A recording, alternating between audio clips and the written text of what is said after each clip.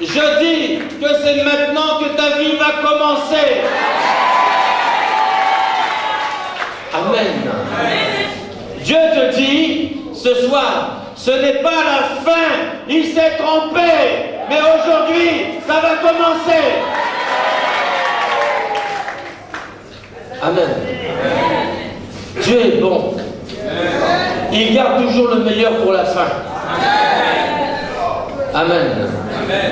Et c'est là que on a commencé donc à chercher Dieu de tout notre cœur. On priait 6 heures par jour. Au début, le Seigneur ne nous a pas visités, on peut dire donc matériellement ou physiquement. Non. Mais le premier miracle que le Seigneur a fait dans notre vie, c'est qu'il nous a donné l'assurance, la confiance, ce qu'on appelle la foi.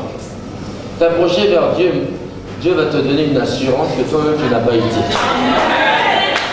L'assurance. On ne voyait pas les bénédictions avec nos yeux physiques, mais on commençait à les voir avec nos yeux spirituels. Tant que tes yeux spirituels sont éteints, tu ne recevras jamais rien ici dans ce monde. Amen. Il faut donc que tu vois déjà ta bénédiction. Tu vois déjà ton évolution avec les yeux de ton esprit. C'est ce que donc nous, on commençait à voir la solution à nos problèmes. Amen. Et on était joyeux. On remerciait le Seigneur. On avait confiance. L'aigreur avait dépassé. Le mot malheur a dépassé, donc a été changé par bonheur. Amen. Elle s'appelle bonheur aujourd'hui. Lorsque Dieu te visite et tu commences à voir avec donc tes yeux spirituels, il n'y a plus d'aigreur dans ta vie. Il n'y a plus de jalousie. Il n'y a plus de critique. Il n'y a plus ces choses-là. Parce que tu sais que Dieu est en train de te visiter. Amen. Et c'est là que quelques jours plus tard, une quinzaine de jours plus tard, 20 jours plus tard, il y a un monsieur qui arrive. Dieu a commencé à toucher les corbeaux qui se trouvaient à Cotonou. Ah, les corbeaux, dans l'Ancien Testament, étaient un animal impur. Mais Dieu n'est pas limité. Amen. Lorsque les corbeaux donnaient du pain, de la viande à Élie, le prophète, où prenait-il cela? J'ai jamais vu un corbeau avoir une boulangerie. Mais j'ai compris qu'il partait dans le château de Akab. Dans les cuisines du roi Akab. Et il allait prendre le meilleur pour aller donc déposer chaque jour à son prophète. Amen. Est-ce que tu me comprends? Dieu a commencé à toucher les corbeaux qui se trouvaient à Cotonou. Mais je vais te dire quelque chose. Les corbeaux, tu n'as pas besoin de courir après eux. Ils connaissent déjà le chemin de ta maison.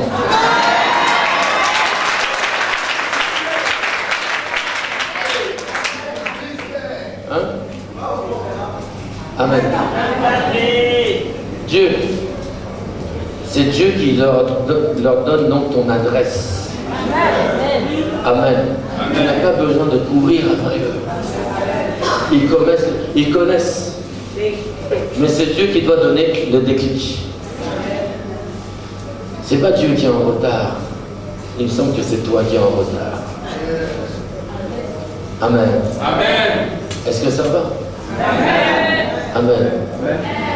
Le premier corbeau arrive lorsqu'il nous voit vivre dans une situation dramatique, catastrophique. Il a dit, bon, j'ai un super appartement en ville, venez donc, je vous loge là-bas.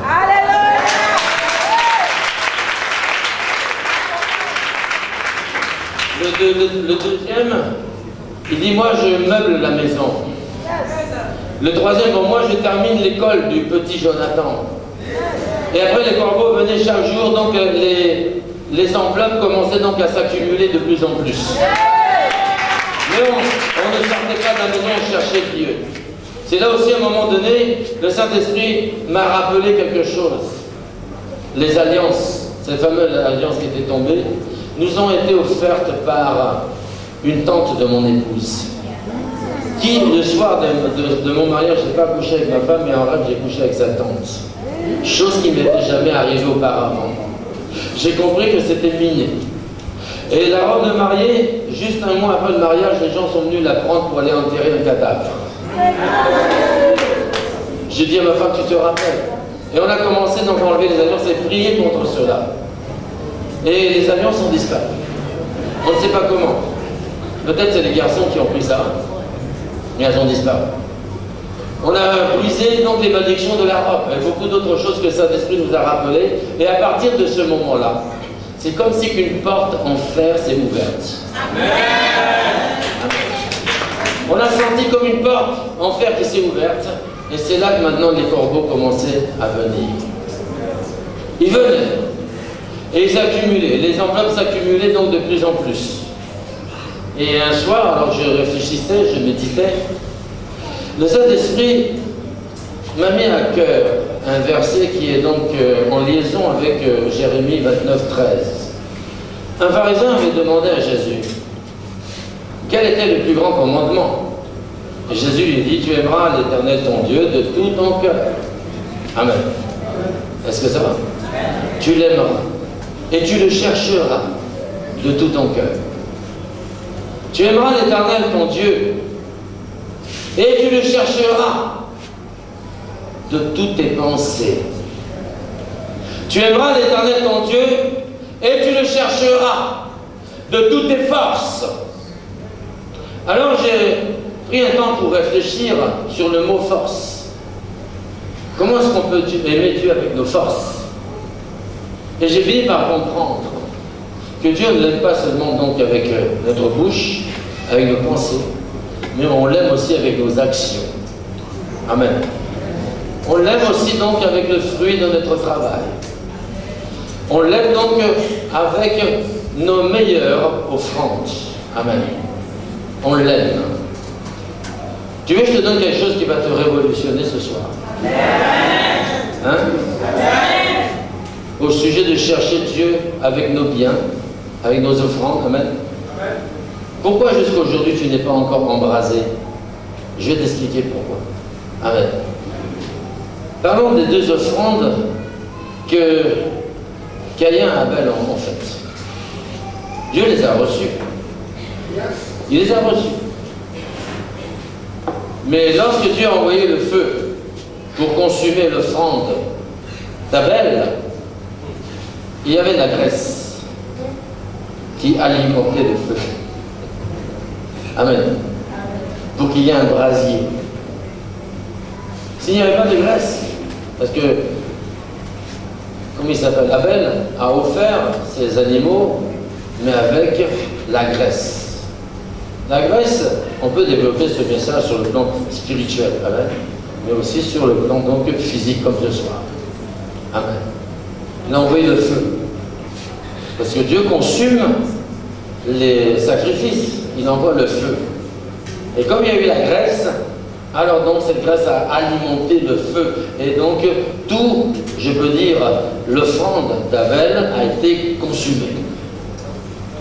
Il a envoyé aussi le feu sur l'offrande de Caïn aussi, évidemment. Mais c'était des légumes, il n'y avait pas de graisse. C'était quelque chose d'insignifiant. Dieu avait bien voulu donc vraiment mettre le feu aussi dans cette offrande. Mais lorsque le feu est parti, les légumes n'ayant pas de graisse, le feu s'est éteint.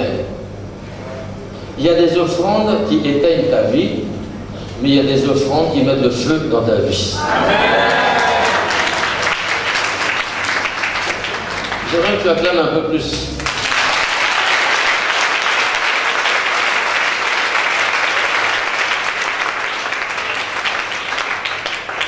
Amen.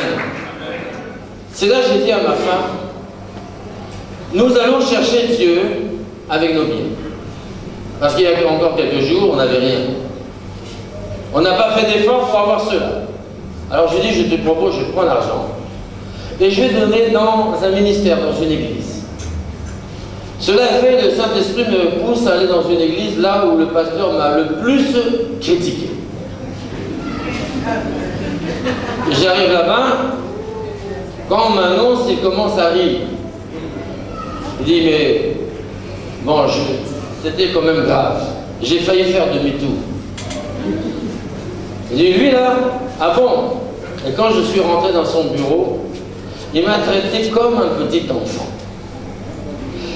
Et je lui ai dit, bon, pasteur, je suis venu vous faire une offrande parce que je cherche Dieu. Mais quand il a vu la somme que j'ai retirée du sachet en plastique, j'ai déposé, là, le langage a changé. Il m'a dit, vous êtes sûr?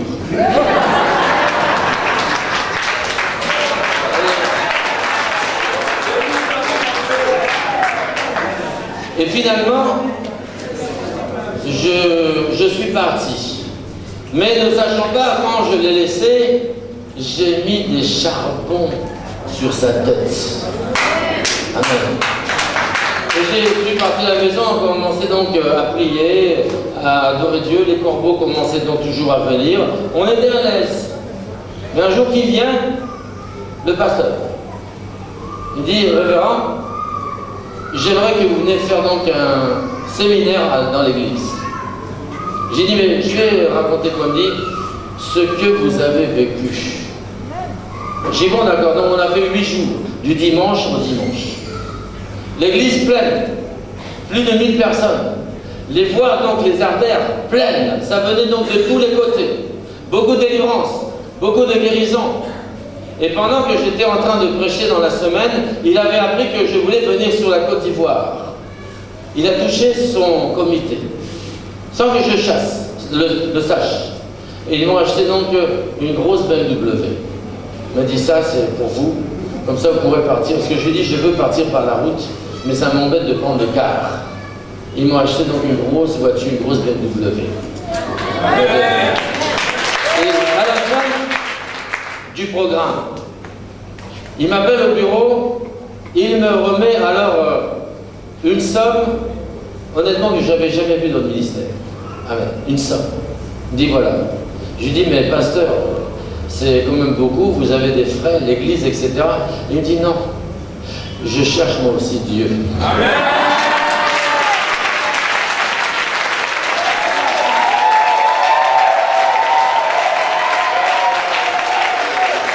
Amen.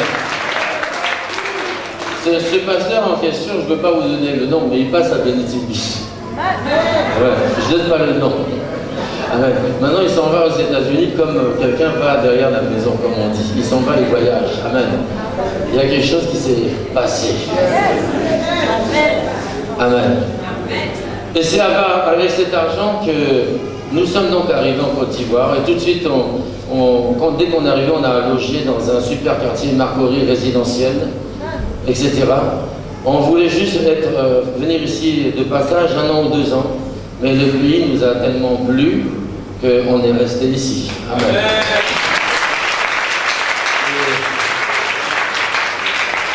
Le Seigneur donc a fait quelque chose. Amen. Dans notre vie. J'aurais souhaité que pendant quelques minutes, on puisse adorer le Seigneur. Amen. On peut se lever, les chantres. Vous connaissez la chanson Alléluia, Hosanna. Alléluia. Amen. Je pense que quelque chose peut se déclencher.